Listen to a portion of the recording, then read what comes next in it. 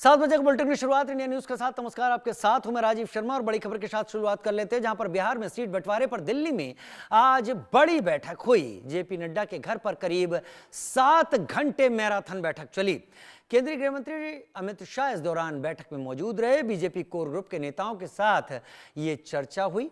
BJP के सभी 102 उम्मीदवारों के नामों पर इस दौरान चर्चा हुई। करीब 80 सीटों पर सिंगल नाम तय कर लिए गए।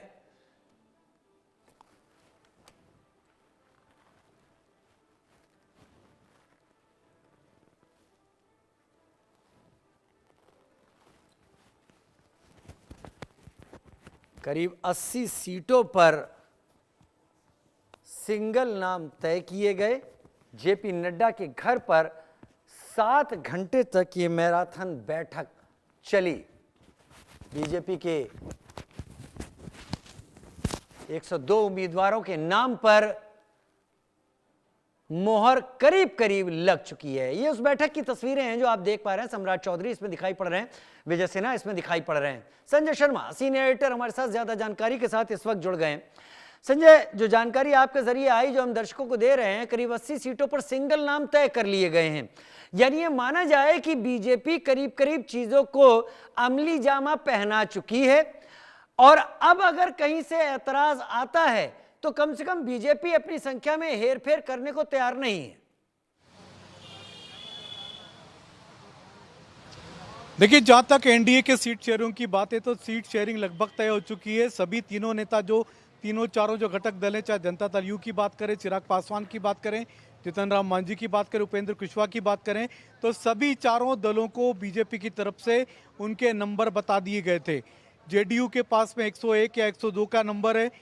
चिराग पासवान के पास में 26 नंबर हैं, 26 सीटों पर चुनाव लड़ेंगे। उपेंद्र कुशवाहा 6 सीटों पर चुनाव लड़ेंगे। जीतनराम मांझी को 8 सीटें लगभग दी गई है। तो इन सीट शेयरिंग की घोषणा अगर आज रात को नहीं होती, देर रात तक, तो फिर कल सुबह कर दी जाएगी। और कल शाम को ही बीजेपी ने केंद्रीय चुनाव समिति की बैठक बुलाई है, जिसकी अध्यक्षता प्रधानमंत्री नरेंद्र मोदी करेंगे। जेपी नड्डा उस बैठक में मौजूद होंगे, अमित शाह उस बैठक में मौजूद होंगे, राजनाथ सिंह बैठक में मौजूद होंगे, और बिहार के तमाम आला नेता उस बैठक में मौजूद होंगे। तो कल केंद्रीय चुनाव समिति की बैठक में फाइनल मोहर लग जाएगी। बीजेपी की पहली सूची तैयार हो जाएगी, जिसकी घोषणा, नामों की घोषणा बीजेपी 13 तारीख को यानी 13 अक्टूबर को कर देगी। तो बिहार विधानसभा चुनाव के लिए बीजेपी ने अपने योद्धा तैयार कर लिए हैं, योद्धाओं की लिस्ट तैयार कर ली, उम्मीदवारों की लिस्ट तैयार कर ली है। लगभग 80 नामों पर, 80 सीटों पर सिंगल नाम बीजेपी तय कर चुकी है, और लगभग 10 से 15 सीटें ऐसी हैं जिन पर 2 से 3 नामों की पैदल बनाई है, जिस पर मोहर लगाएगी केंद्रीय चुनाव समिति, जिसको पूरे पावर हैं, वही आखिरी अंतिम फैसला लेती है। तो केंद्रीय चुनाव समिति में जब मोहर लग जाएगी, उसके बाद इन उम्मीदवारों के नामों का ऐलान बीजेपी की तरफ से होगा। वाकई इन उम्मीदवारों के नामों का ऐलान बीजेपी की तरफ से होगा, लेकिन आज कोई भी ऐसा नहीं था। मैं अगर कहूं, प्रधानमंत्री नरेंद्र मोदी को अगर मैं इससे अलग रखूं, तो बीजेपी के सारे वरिष्ठ नेता इसमें मौजूद थे।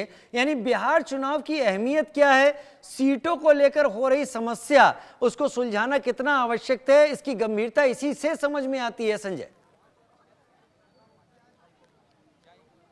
बिल्कुल, केंद्रीय गृह मंत्री अमित शाह इस समय जेपी नड्डा के आवास पर खड़ा हूं।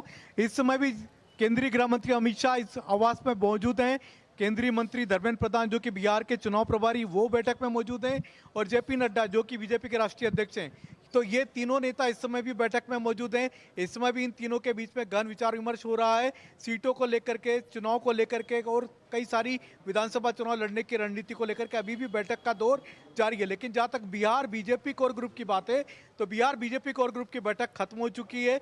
बिहार बीजेपी के तमाम नेता, सम्राट चौधरी, दिलीप जायसवाल, विनोद तावड़े, जो कि बिहार के भाजपा के राष्ट्रीय महासचिव प्रभारी भी हैं बिहार के, वो जा चुके हैं। दिलीप जायसवाल जा चुके हैं, सम्राट चौधरी बाहर निकल के जा चुके हैं, नित्यानंद राय, जो कि केंद्रीय गृह राज्य मंत्री भी हैं, वो भी बैठक से बाहर निकल के जा चुके हैं। इसके अलावा दो एनडीए के बड़े नेताओं को बुलाया गया था, जीतन राम मांझी और उपेंद्र कुशवाहा, दोनों को बुला करके केंद्रीय गृह मंत्री अमित शाह ने उनके साथ बातचीत की, उनके नाराजगी दूर की, और वो दोनों भी इस बैठक से निकल के बाहर जा चुके हैं। तो बिहार बीजेपी कोर ग्रुप की बैठक खत्म हो चुकी है, लेकिन अमित शाह, जेपी नड्डा और धर्मेंद्र प्रधान, इन तीनों के बीच में अभी भी विचार विमर्श, मंत्रणा का दौर लगातार जारी है।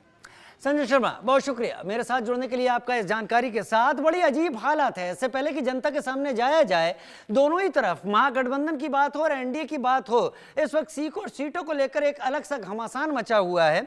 जहां तक स्थिति एनडीए की है तो एनडीए फिलहाल सुलझाता हुआ दिखाई पड़ रहा है, लेकिन महागठबंधन में स्थिति यह है कि वीआईपी मुकेश सहनी की पार्टी और कांग्रेस वो अड़ गए हैं कि कुल मिलाकर जो सीटें हैं वो अगर उनकी अड़ी हुई बात पर आए तो 110 होती हैं, यानी 243 में से 133 सीटें ही फिर बचती हैं आरजेडी और लेफ्ट के लिए।